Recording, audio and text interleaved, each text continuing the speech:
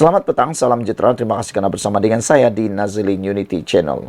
Saudara-saudara sekalian, ini satu pendedahan daripada Azalina Othman Said, Menteri Undang-Undang. Beliau kata, kenapa ketika Perikatan Nasional, kenapa ketika Muhyiddin Yassin berkuasa, kenapa ketika Perikatan Nasional masih berkuasa, tidak pisahkan kuasa EJ pendakwaan ketika berkuasa. Hal ini menimbulkan satu tanda tanya besar kepada kita semua.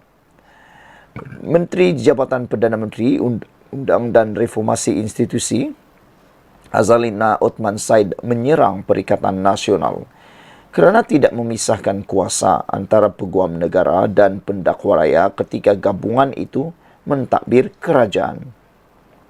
Ia selepas Ketua Pembangkang Hamzah Zainuddin bersatu larut mendakwa, kerajaan hari ini mengamalkan pendakwaan terpilih yang menyasarkan pembangkang, termasuk ketika Jabatan Peguam Negara membuat pendakwaan jenayah terhadap Muhyiddin Yassin. Azalina berkata, kuasa untuk mendakwa dan menarik balik pendakwaan terhadap tertuduh di mahkamah adalah di bawah kuasa penuh Peguam Negara dan ia termaktub dalam Perlembagaan Persekutuan. Justru Azalina berkata, tidak adil untuk membangkitkan isu pendakwaan terpilih apabila pimpinan PN diheret ke mahkamah, tapi pada masa sama bersorak apabila seteru politik mereka yang didakwa. Ini sebabnya kerajaan Madani hari ini komited untuk pisahkan kuasa peguam negara dengan pendakwaan. Seiring dengan itu, menjadi pertanyaan netizen juga ialah, tidak adil apabila isu pembebasan juga dipersoalkan.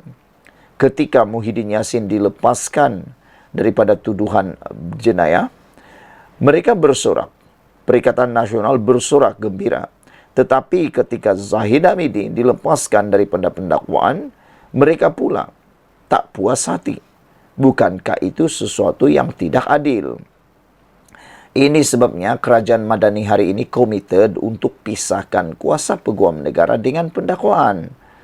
Saya nak tanya, kata Azalina, kenapa masa anda berkuasa tak nak pisahkan kuasa peguam negara dengan pendakwa raya?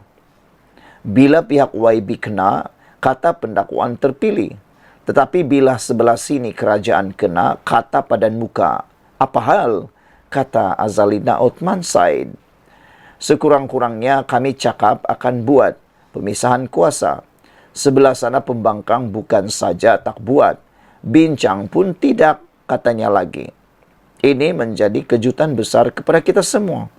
Rupa-rupanya Azalina mendedahkan rahsia Perikatan Nasional ketika menjadi kerajaan, yang mana mereka di bahagian pada waktu itu bukan saja tidak buat pemisahan EJ dan pendakwa raya, mereka juga langsung tak bincang.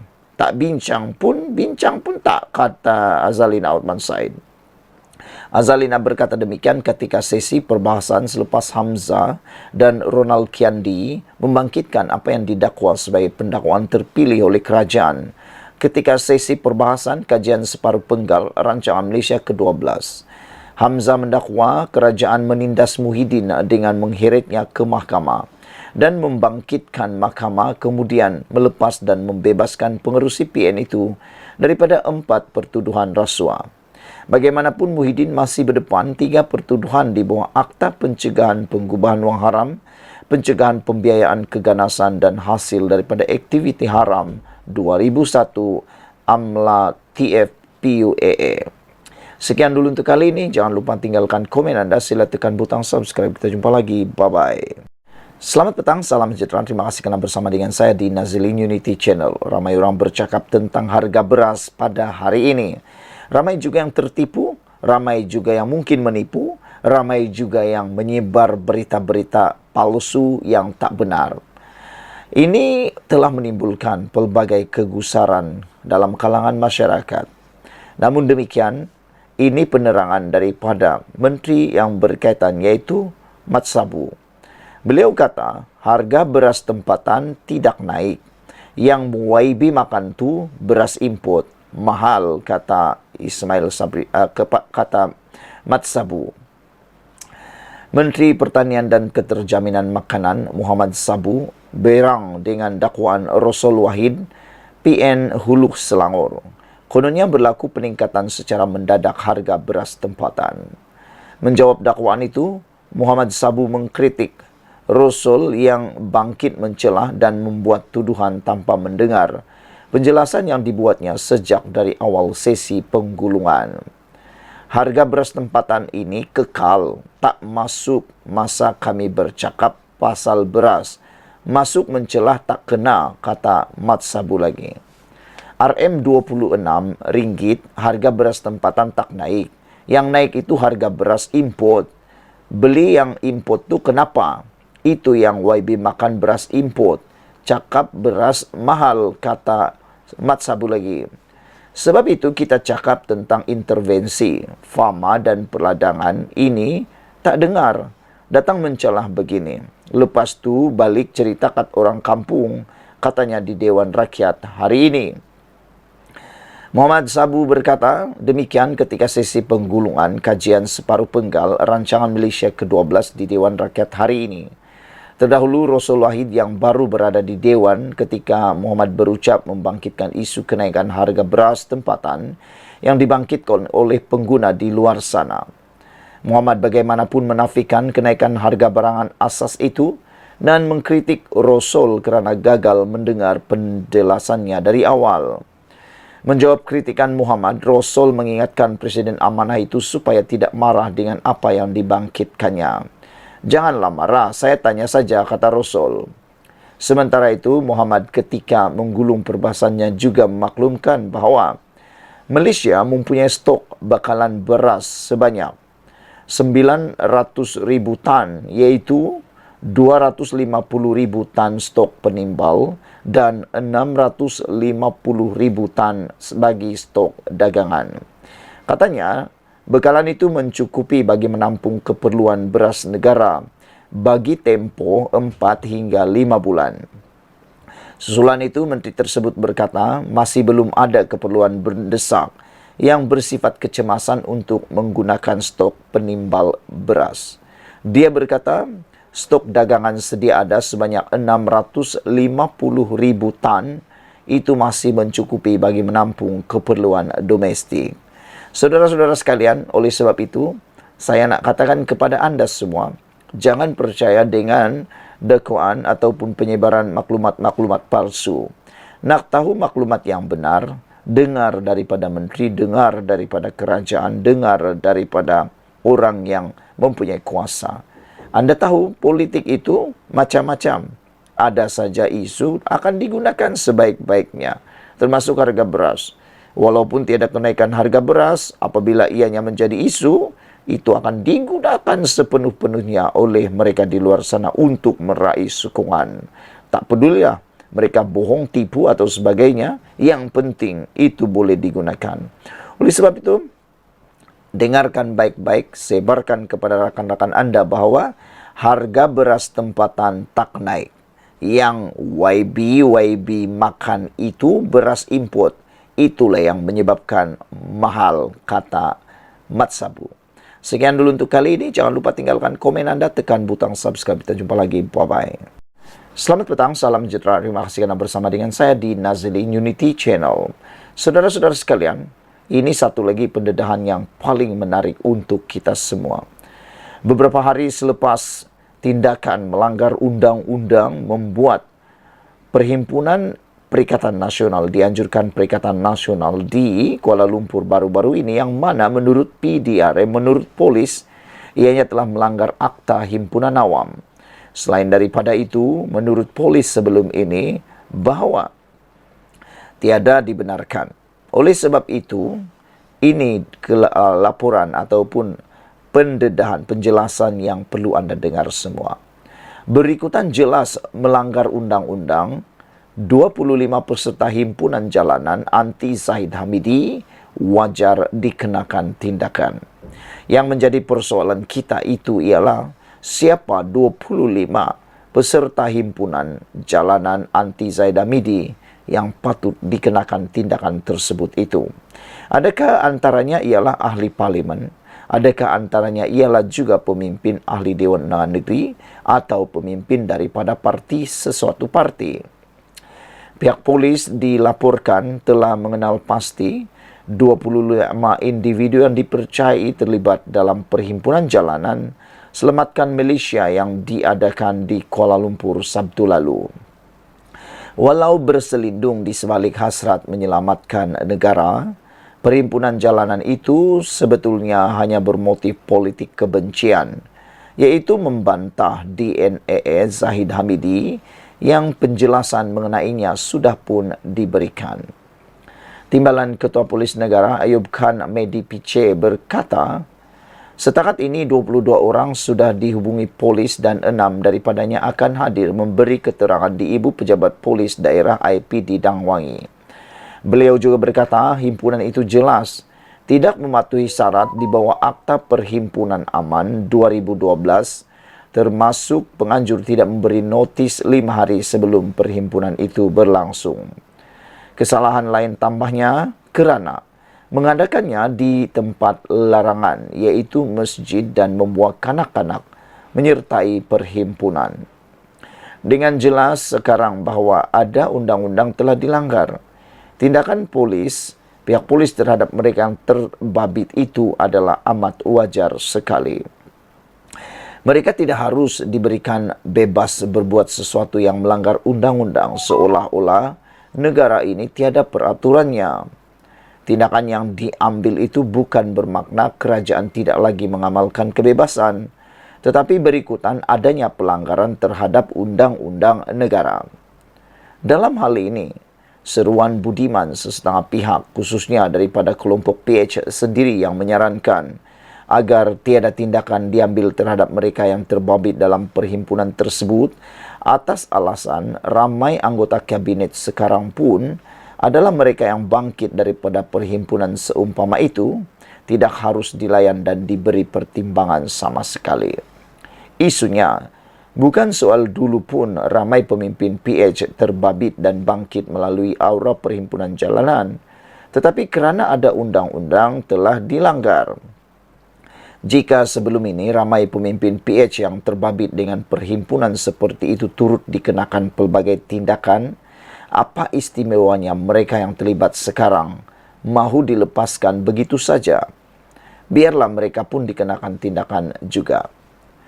Tindakan tidak harus dikecualikan terhadap siapa saja yang terlibat atau didapati melakukan kesalahan dan melanggar undang-undang. Dalam hal demikian, Meskipun tindakan terhadap 25 individu yang melakukan kesalahan itu adalah urusan pihak polis, pelbagai kelompok rakyat biasa juga berharap agar Menteri Dalam Negeri Saifuddin Nasution Ismail tidak berdiam diri mengenainya. Beliau diharapkan tampil bersuara menunjukkan ketegasan bahawa kerajaan tidak akan berkompromi terhadap sebarang aktiviti yang menjejaskan ketenteraman awam. Bukan tidak boleh berhimpun, tetapi patuhi dulu syarat-syarat yang termaktub di bawah Akta Perhimpunan Aman 2012, iaitu antaranya mesti memberi notis 5 hari. Syarat tersebut sangat mudah sebenarnya, bergantung sama ada mahu atau tidak mahu saja. Mengemukakan notis awal iaitu 5 hari sebelum tarikh perhimpunan dijadual diadakan. Sebagai pengajaran awal, 25 individu yang bakal dipanggil itu wajar dikenakan tindakan sewajarnya agar di lain kali mereka belajar perlunya patuh kepada undang-undang. Dipetik daripada sabudin.com. Sekian dulu untuk kali ini. Jangan lupa tinggalkan komen anda. Sila tinggalkan komen anda, tekan butang subscribe. Kita jumpa lagi. Bye-bye. Selamat petang, salam sejahtera. Terima kasih kerana bersama dengan saya di Nazilin Unity Channel. Saya terkejut dengan beberapa komen daripada netizen. Mereka kata, beberapa hari selepas Syed Saddiq Syed Muhammad meninggalkan kerajaan perpaduan, tiba-tiba berlaku perkara malang, insiden malang, kejadian malang kepada Syed Saddiq Syed Muhammad. Saya terfikir apa yang berlaku. Rupa-rupanya, ini semua timbul apabila Puan Zarkasi, seorang pemimpin daripada UMNO, telah pun membangkitkan persoalan, iaitu bila Syed Saddiq Syed Abdul Rahman akan dijatuhkan hukuman. Anda nak tahu ceritanya? Sebelum itu, tekan dulu butang subscribe. Itu percuma. Ahli Majlis Kerja Tertinggi UMNO, Datuk Dr. Puad Zarkasi menyoal bila Ahli Parlimen Muar Syed Saddiq Syed Abdul Rahman akan dijatuhkan hukuman. Syed Saddiq sudah pun selesai bela diri pada bulan Mac 2023. Bila lagi hukuman akan dijatuhkan, kata beliau. Oktober 2022, Mahkamah putuskan wujud prima facie kepada kes songlap duit RM1 juta. Syed Saddiq diarah bela diri. PN dan Bar Council tidak buat demonstrasi kata Puad menerusi hantaran Facebook. 5 bulan lalu, Hakim Mahkamah Tinggi Datuk Azhar Abdul Hamid mengumumkan bahawa keputusan kes Syed Saddiq Syed Abdul Rahman akan diputuskan kemudian. Syed Saddiq berdepan 4 tuduhan bersubahat pecah amanah, salah guna harta dan pengubahan wang haram. Ia berkaitan dana RM1 juta ketika beliau mengetuai Armada Bersatu. Kritikan ini dibuat ekoran daripada tindakan Syed Saddiq Syed Abdul Rahman yang tidak lagi menyokong kerajaan perpaduan pimpinan Datuk Seri Anwar Ibrahim setelah Jabatan Peguam Negara memutuskan untuk menggugurkan 47 pertuduhan ke atas timbalan Perdana Menteri Datuk Seri Ahmad Zahid Hamidi berhubung Yayasan Akal Budi. Zahid telah dilepas tanpa dibebaskan di atas permohonan pendakwa raya. Puan turut mengingatkan agar tidak menyalahkan kerajaan sekiranya Syed Saddiq Syed Abdul Rahman dihukum. Kerana hal ini kerana Syed Saddiq Syed Abdul Rahman telah pun didakwa semasa Muhyiddin jadi Perdana Menteri. Jika dihukum bersalah, jangan pula tuduh kerajaan perpaduan campur tangan, kata beliau lagi. Sekian dulu untuk kali ini. Jangan lupa tinggalkan komen anda. Sila tekan butang subscribe. Malaysia kita punya. Kita jaga sama-sama cintai Malaysiaku. Kita jumpa lagi. Bye-bye. Selamat petang, salam sejahtera. Terima kasih kerana bersama dengan saya di Nazli Unity Channel. Diucapkan tahniah, syabas dan kita bersyukur kerana selepas diramalkan kononnya Anwar Ibrahim tumbang pada bulan 8 yang lepas, masih lagi tidak menjadi kenyataan, bahkan usaha-usaha demi usaha dilakukan oleh pembangkang untuk cuba menjatuhkan Anwar Ibrahim walaupun ianya sepatutnya dijatuhkan melalui pilihan raya, tetapi masih terdapat usaha demi usaha dilakukan untuk menjatuhkan Anwar Ibrahim di tengah perjalanan penggal perkhidmatan beliau sebagai Perdana Menteri. Namun demikian, ini satu pengesahan bahawa Anwar Ibrahim tidak akan tumbang sampailah penggal ini selesai. 100% confirm pasti yang ianya tidak akan tumbang. Sokongan terbuka GPS kepada Anwar hingga PRU16 sudah boleh membuatkan kerengga-kerengga berhenti gugat kerajaan. Dalam kegairahan Perikatan Nasional yang nampaknya tak berkesudahan mahu menjatuhkan kerajaan, semua orang sedar perkara itu mustahil menjadi kenyataan tanpa sokongan GPS daripada Sarawak. Ini kerana GPS mempunyai 23 ahli parlimen dan jumlah itu boleh dikira penentu yang sangat penting kepada sebarang perubahan kerajaan. Memandangkan Perikatan Nasional hanya ada 74 ahli parlimen, jika mereka ingin menjatuhkan kerajaan pimpinan Anwar Ibrahim sekarang, selain perlu mendapatkan sokongan GPS, juga harus disertai oleh GRS di Sabah yang mempunyai 6 ahli parlimen. Kemudian hendaklah ditambah dengan sekurang-kurangnya 7 lagi ahli parlimen daripada Barisan Nasional BN. Itu pun jumlahnya masih belum mencecah 112, bilangan paling minimum untuk menukar kerajaan. Selebihnya masih perlu mendapatkan sokongan daripada warisan 3 kerusi parlimen, Parti Bangsa Malaysia 1 kerusi parlimen dan Parti Kesejahteraan Demokratik Sabah yang juga mempunyai 1 ahli parlimen. Sokongan daripada ahli Parlimen BN pula tidak mudah diperoleh kerana di bawah Akta Lompat Parti, sokongan secara individu dengan menjajah SD tidak lagi berharga, kecuali mereka meletak jawatan dan kemudian bertanding semula. Hanya setelah memperoleh semua sokongan tersebut, barulah kerengga-kerengga yang menjadi pengacau kerajaan ini boleh bersukaria dengan kejayaan agenda menebuk atap sekali lagi. Oleh kerana muda sudah mengumumkan tidak lagi menyokong kerajaan perpaduan, ini bererti jika PN benar-benar mahu menjatuhkan kerajaan, mereka sudah ada satu tambahan kerusi parlimen yang diperoleh secara percuma. Begitulah lebih kurang susun aturnya jika ingin menukar kerajaan. Tetapi dengan pengumuman GPS semalam untuk terus memberi sokongan kepada Anwar menerajui negara sehingga PRU16 akan datang, ini bermakna terpadamlah sudah impian dan angan-angan Perikatan Nasional itu. Pengerusi GPS yang juga Premier Sarawak, Abang Johari Tun Openg berkata, sokongan itu penting agar wujud kestabilan yang membolehkan kerajaan persekutuan ditadbir dengan lebih fokus.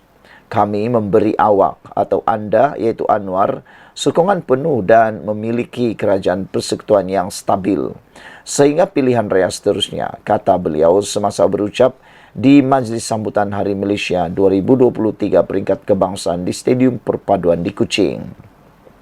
Kalas tutup bukulah sudah segala-galanya dengan pendirian terbuka Abang Johari itu. Hadi Awang yang berkali-kali berkata kerajaan akan bertukar, kali terakhir kononnya bulan Ogos lalu, tentu saja paling kecewa dengan pendirian terbaru GPS ini. Perikatan Nasional dengan ini sudah boleh berhenti daripada terus berangan-angan, bermimpi atau berterusan, ingin menjadi kerangga yang mengacau kestabilan kerajaan. Mereka kini harus menerima hakikat bahawa Anwar akan kekal sebagai Perdana Menteri sehingga PRU16 pada tahun 2027 akan datang. Kepada Perikatan Nasional, tiada pilihan lain ada di depan mata mereka sekarang ini selain harus memberi khidmat yang terbaik di kawasan parlimen masing-masing sehingga tiba pilihan raya seterusnya. Dalam hal ini, kebetulan baru-baru ini ada ahli parlimen PN sudah mula mengeluh di dalam parlimen sebab kekeringan wang untuk berkhidmat kepada rakyat, sehingga katanya terpaksa mengguna wang sendiri untuk bersedekah. Inilah masanya untuk Perikatan Nasional datang kepada Anwar bagi memuktamadkan perjanjian keyakinan dan pembekalan atau CSA agar semua wakil rakyatnya boleh berkhidmat dengan lebih baik kepada rakyat di kawasan masing-masing. Tetapi CSA itu hanyalah berkaitan peruntukan pembangunan saja. Dengan imbalannya, mereka harus menyokong, memberi sokongan kepada semua rang undang-undang yang dibentangkan kerajaan di parlimen. Inilah yang dilakukan oleh Anwar selaku Ketua Pembangkang ketika era pentadbiran Ismail Sabri Yaakob sebelum ini. Kepada ahli parlimen PN yang bersungut ketiadaan wang itu adalah diperingatkan bahawa duit untuk sedekah kepada pengundi kenalah guna duit sendiri, namanya pun sedekah. Takkan kerajaan juga kena bagi. Duit untuk sedekah tidak termasuk dalam peruntukan CSA. Duit gaji sebagai ahli parlimen yang banyak itulah yang patut diguna untuk sedekah dan apa-apa belanja yang berkaitan. Sekian dulu untuk kali ini. Jangan lupa tinggalkan komen anda. Sila tekan butang subscribe. Malaysia kita punya, kita jaga sama-sama, cintai Malaysiaku. Bye-bye. Selamat petang, salam sejahtera. Terima kasih kerana bersama dengan saya di Nazlin Unity Channel. Kali ini giliran Tun Mahathir disekolahkan pula. Mahathir mungkin dah lupa, tetapi diingat pula oleh netizen tentang perkara lain lampau yang pernah dilakukan oleh Mahathir, pernah diluahkan oleh Mahathir dan pernah diperkatakan oleh Mahathir. Kali ini giliran netizen mengorek kembali apa kata-kata Mahathir dan apa pula yang sedang berlaku sekarang. Sebelum kita teruskan ulasan kali ini, jangan lupa tinggalkan komen anda, tekan butang subscribe, itu percuma. Saudara-saudara sekalian, ramai netizen yang mengatakan bahawa Tindakan Tun Mahathir terkini bersama dengan pemimpin daripada PAS adalah seperti mereka lupa tentang apa yang pernah berlaku. Dan mereka kata, adakah ini politik, real politik yang mana musuh boleh menjadi kawan, kawan pula boleh menjadi musuh. Ini apabila penasihat tak rasmi Negeri Perikatan Nasional, apabila Mahathir menjadi penasihat tak rasmi Negeri Perikatan Nasional, menurut Lim Kit Siang itu adalah seperti menjilat ludah sendiri. Lim Kit Siang berpandangan peranan Dr. Mahathir Mohamad kini sebagai penasihat tidak rasmi untuk 4 negeri yang ditakbir Perikatan Nasional tidak selari dengan kritikannya terhadap Presiden PAS Abdul Hadi Awang sebelum ini. Tokoh veteran DAP itu membangkitkan buku Mahathir bertajuk Capturing Hope, The Struggle Continues for a New Malaysia yang diterbitkan selepas keruntuhan pentadbiran Pakatan Harapan PH pimpinannya yang mengandungi sejumlah kritikan terhadap pandangan Hadi.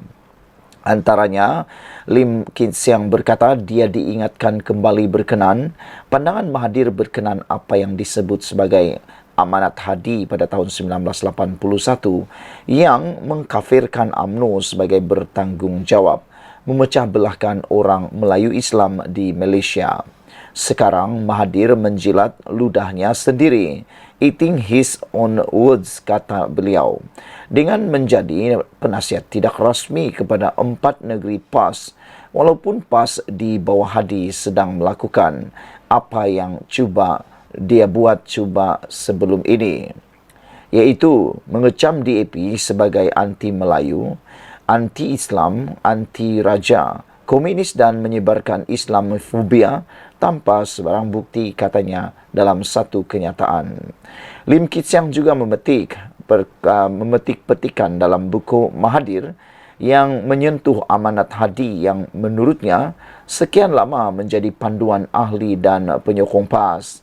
Dalam buku itu, Mahathir mendakwa berlaku pemulauan dalam keluarga berdasarkan sokongan politik dan ada ahli PAS yang benar-benar menganggap ahli UMNO sebagai kafir.